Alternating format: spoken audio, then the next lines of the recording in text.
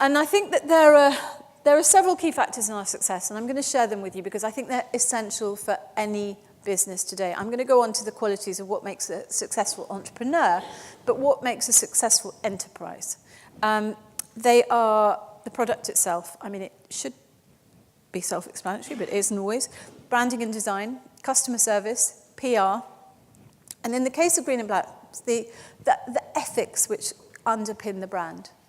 And, you know, they aren't rocket science. They absolutely aren't rocket science. But I don't think that you necessarily have to reinvent the wheel to have a very successful business. There are certain things that you have to get right.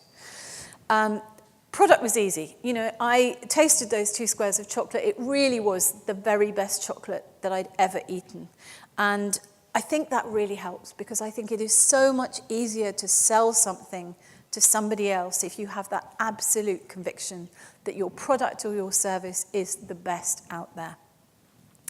And I think, you know, the real advantage that I brought to Green and Blacks probably was my 15 years experience as a journalist, because that was invaluable. I understood what pushed people's buttons, what pushed journalists' buttons. And so I truly believe in the early stages of a business that PR is worth way more than the kind of scattergun effect of paid-for advertising. And I know every new business gets incredible number of demands. You know, will you advertise in this brochure and that brochure and this magazine and this free sheet, etc. You can spend an absolute fortune. But until you've got some brand awareness, people don't even see it. They don't even see it. So for me, the key was to send a press release to just about anybody I could think of in the foodie world and the newspaper and magazine world. So I wrote a press release and it said, guilt-free chocolate, ? Well, almost. And actually the very first headline that we had was in The Independent, and it kind of, we were thrilled because it put our message out there in black and white, literally. And it said right on it, it tastes good too. Now, I have to say that I think what really, really helped is that we accompanied every single press release with a couple of bars of chocolate to get it noticed. But actually, you know, for us, 1 square is equal to 1,000 words, and it certainly got us noticed. And actually, funnily enough, as a journalist, it always makes me laugh. I still get press releases, even today, where somebody, to get their press release noticed, has put a bar of my chocolate in the envelope. It's hilarious. But because we were the first organic chocolate in the world, and because we were delicious with it, we ended up with a telephone directory's worth of press cuttings. And as a result, we were really, really surprised by how fast we grew in the first couple of years. But I think the real awareness breakthrough came for us when we launched a product called Maya Gold that some of you may be familiar with. And basically, this used cacao from farmers in Central America. We traded direct with them. And it became the very first product in the UK to carry what is now an incredibly familiar mark, the fair trade mark. And because we were first, and it is such a marketing advantage to be first with something, we ended up with another load of publicity, another whole wave of publicity. And some help of the type I would love to tell you that you could write into your marketing plan. But basically, you couldn't even make it up. I got this phone call one day, and somebody on the other line said, do you know that there are 20,000 young Methodists currently doing a run for fair trade around the towns of Britain? It was going on over a period of a month.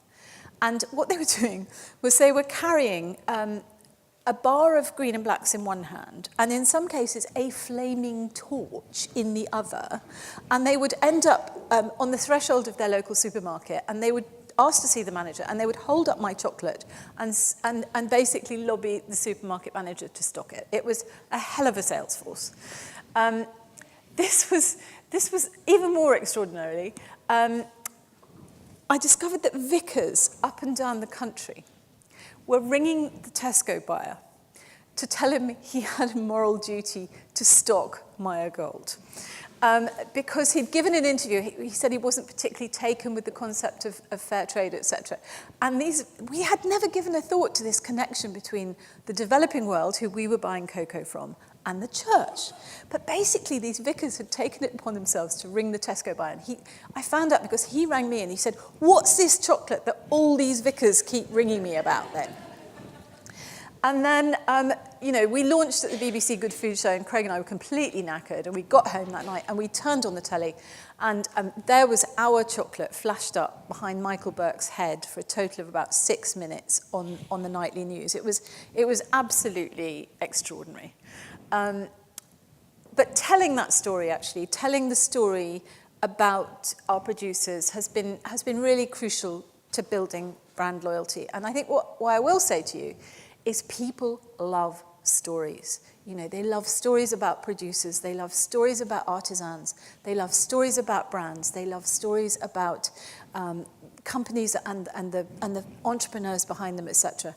So I would encourage you to share stories whenever you can, because they are what interests the media, they're what customers engage with, etc.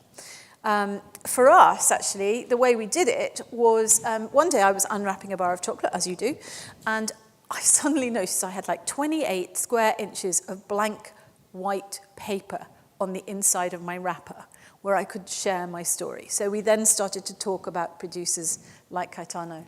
And as people were eating the chocolate, they would read the wrapper and hopefully feel even better about it.